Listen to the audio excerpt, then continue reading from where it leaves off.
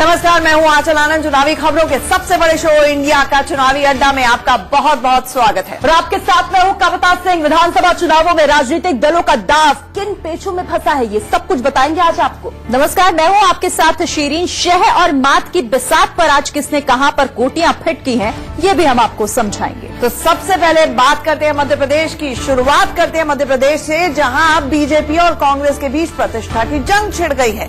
BJP अध्यक्ष अमित शाह बीते 10 दिनों में मध्य प्रदेश के 3 दौरे कर चुके हैं। इस दौरान 5 दिन तक अमित शाह ने बीजेपी की महिला कमल शक्ति और संगठन को बूथ मैनेजमेंट का गुर सिखाया, तो रैलियों और रोड शो के जरिए जनता के बीच में माहौल भी बनाया। राहुल गांधी के लिए भी मध्य प्रदेश चुनावी बैटल फील्ड में बदल चुका है। 1 महीने में राहुल गांधी 3 दौरे कर चुके हैं। इस दौरान राहुल गांधी लगातार सॉफ्ट हिंदुत्व का कार्ड खेल रहे हैं और रोड शो में भीड़ जुटाने में भी कामयाब हो रहे हैं। हालांकि बीजेपी और कांग्रेस दोनों ही पार्टियां उम्मीदवार चुनने को लेकर संकट में हैं। दोनों की लिस्ट कब आएगी, इस बारे में कोई कुछ नहीं बोल रहा है।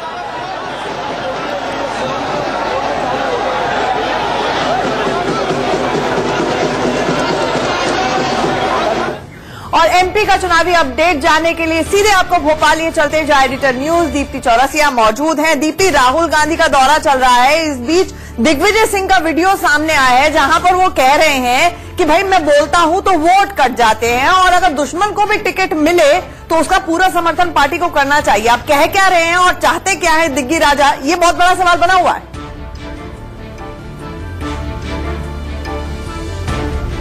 बिल्कुल, राहुल गांधी का दौरा चल रहा है। राहुल गांधी पूरी ताकत झोंक रहे हैं। ग्वालियर चंबल संभाग में दौरा चल रहा है और इस बीच जो है चुनावी समय में एकदम इन चुनाव के मौके पे दिग्विजय सिंह का वीडियो वायरल हुआ। मैं आपको याद दिला दूं कि दिग्विजय सिंह 10 साल मध्य प्रदेश के मुख्यमंत्री थे और आखिरी के उनके कार्यकाल के जो 2-3 साल थे वो काफी विवादों में थे, चाहे वो सरकारी फैसलों को लेकर रहे हों, चाहे वो मध्य प्रदेश में सड़क बिजली पानी की स्थितियों को लेकर रहे हों, चाहे वो दिग्विजय सिंह खुद के बयानों को लेकर रहे हों। तो निश्चित ही दिग्विजय सिंह अपने बयानों को लेकर विवादित रहे हैं। सड़क बिजली पानी की हालत उन दिनों काफी खराब थी और बीजेपी ने इसी सड़क बिजली और पानी को मुद्दा बनाया था और इन्हीं मूलभूत सुविधाओं को देने की बात कही थी। और कहीं न कहीं बीजेपी ने अपनी कैंपेनिंग में इस बात को जोड़ा था कि पूरे प्रदेश का बंटाधार किया गया है, तो कहीं न कहीं मिस्टर बंटाधार एक शब्द भी निकल कर आया था जिसको बीजेपी ने अपनी इलेक्शन कैंपेनिंग में बड़ी तेजी से चलाया था। और आज भी जब चुनावी सभाएं होती हैं, जब मंच सभाएं होती हैं, तो दिग्विजय सिंह कहीं भी भाषण नहीं देते हैं, कहीं भी सामने नहीं आते हैं। मध्य प्रदेश में आज वो इलेक्शन की कमान संभाल तो रहे हैं लेकिन पर्दे के पीछे से समन्वय की बात कर रहे हैं और सभी जगह जाके कार्यकर्ताओं को एक कसम दिला रहे हैं कि पार्टी के साथ विरोध नहीं करना, भीतरघात नहीं करना और मिलकर कांग्रेस को जिताना है। तो निश्चित ही ये जो पूरा वीडियो है ये सियासी हलकों में जो है चर्चा का विषय रहा है।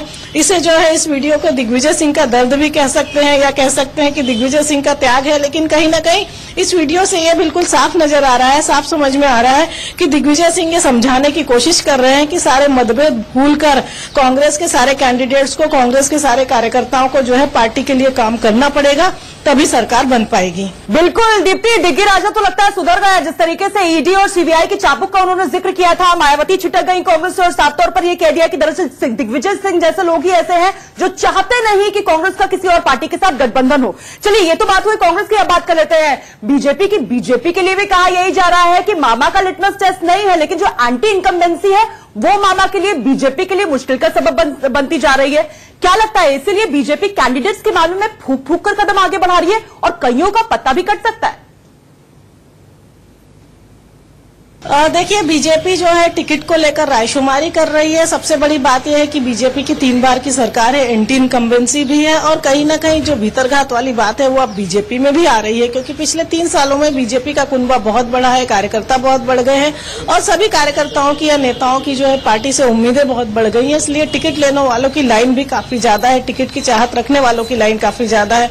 तो ये रायशुमारी के जरिए कहीं न कहीं बीजेपी ये जताने की कोशिश कर रही है कार्यकर्ताओं के पास जाके, उनके इलाकों में जाकर कि देखिए आपने जिस कैंडिडेट को दिया है वो एक फॉर्म देते हैं जिसको भर के अपने कैंडिडेट बताने होते हैं कि कौन से कैंडिडेट आपकी प्रायोरिटी में होंगे। तो कहीं ना कहीं बीजेपी अपने कार्यकर्ताओं में मैसेज देने की कोशिश कर रही है कि आपके इलाके का उम्मीदवार आपकी पसंद से लिया जा रहा है, आपकी रायशुमारी से लिया जा रहा है, जिससे कार्यकर्ताओं में या वहाँ के लोकल लीडरशिप में किसी तरह की कोई नाराजगी न रहे, उसे खत्म करने की बिल्कुल नाराजगी न रहे और सही तरीके से जो रणनीति तय की जा रही है वो भी आगे बढ़ जाए। बहुत शुक्रिया आपका दीप्ति जी इस तमाम जानकारी के लिए। लिए वहां से।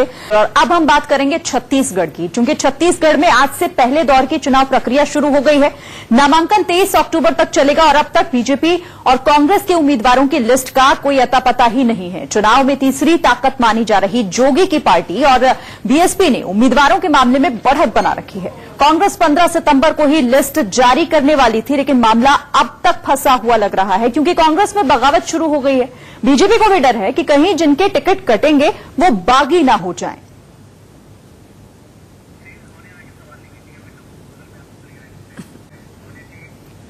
और चलिए वहां क्या हो रहा है इस वक्त, रायपुर का सीधा रुख कर लेते हैं। हमारे सहयोगी संजय शेखर इस वक्त वहां से हमारे साथ मौजूद हैं, जो बताएंगे छत्तीसगढ़ में नामांकन की प्रक्रिया तो संजय शुरू हो गई है, लेकिन आखिर अब क्या माहौल है वहां पर? चूंकि बात करें पार्टियों की, अभी तक तो टिकट ही तय नहीं हुए पाए हैं कि आखिर दिए किसको जाएंगे, लिस्ट ही तैयार नहीं है। जी हाँ, आज छत्तीसगढ़ में पहले चरण के मतदान के लिए जो है अधिसूचना का प्रकाशन हो गया है और अधिसूचना के प्रकाशन के साथ ही नामांकन की प्रक्रिया शुरू हो गई है। आज पहला दिन था नामांकन का, बहुत ज्यादा उत्साह आज वैसे देखने को नहीं मिला, लेकिन प्रक्रिया शुरू हो गई है। चुनाव आयोग ने सभी जो 8 जिलों में पहले चरण में मतदान होने हैं, 8 जिले के कुल 18 सीट, जो नक्सल प्रभावित पूरा बस्तर संभाग है, बस्तर संभाग के 7 जिले और राजनांदगांव जिला, इस तरीके से कुल 8 जिले होते हैं और 8 जिलों के कुल 18 विधानसभा सीटों पर पहले चरण में 12 नवंबर को मतदान होना है। उसके लिए अधिसूचना का प्रकाशन हुआ है।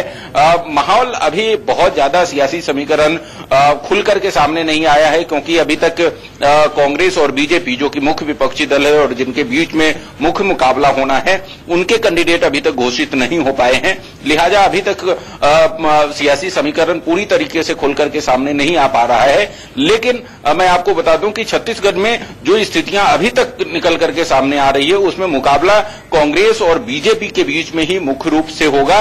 कुछ सीट ऐसे हैं जहां पर तीसरी ताकत के रूप में बसपा और छत्तीसगढ़ जनता कांग्रेस का जो गठबंधन है वो अपनी उपस्थिति दर्ज करेगी और चूंकि कई सीटों पर उनकी मजबूत पकड़ है, लिहाजा वहां पर त्रिकोणीय मुकाबला देखने को मिल सकता है। हालांकि आप भी छत्तीसगढ़ में पूरी ताकत लगाए हुए हैं, वो भी अपनी उपस्थिति दर्ज कर रही है। बहुत शुक्रिया आपका संजय तमाम अपडेट के लिए। तो आंचल, जिस तरीके से बता रहे थे संजय, वहां पर पूरी प्रक्रिया तो शुरू हो गई है, लेकिन तैयारी किसी पार्टी की दिखाई नहीं दे रही। लिस्ट का अता पता नहीं है, इसलिए क्योंकि सस्पेंस हो गया, त्रिकोणीय मुकाबला हो गया। अजीत जोगी और बीएसपी जब से इकट्ठे आए हैं, और कांग्रेस हो या बीजेपी, लिस्ट का अता पता नहीं है, जबकि नामांकन की प्रक्रिया शुरू हो गई है। अब बात करते हैं राजस्थान की, जहां पर मंथन पे मंथन का दौर जारी है। बिल्कुल, राजस्थान में बीजेपी अभी टिकटों को लेकर मंथन कर रही है। आमतौर पर अपनी मर्जी से टिकट बांटने वाली वसुंधरा राजे इस बार पार्टी के नेताओं के साथ रायशुमारी करती नजर आ रही है और टिकट की चाह रखने वाले बवाल काटे हुए हैं।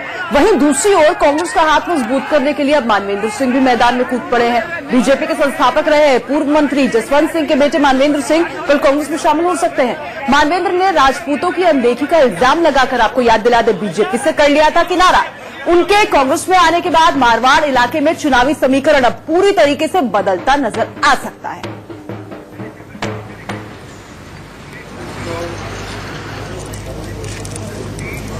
तो मानवेंद्र अब बीजेपी का रुख छोड़ते हुए कांग्रेस में शामिल हो सकते हैं। कम से कम भागते भूत की लंगोटी जिस तरह से कहा जाता है शरीर, वो मिल जाएगी कांग्रेस को यहां पर, और राजपूत खेमे में इसका काफी असर होगा और देखना होगा इसका फायदा किस तरीके से मिलता है आखिर। बहरहाल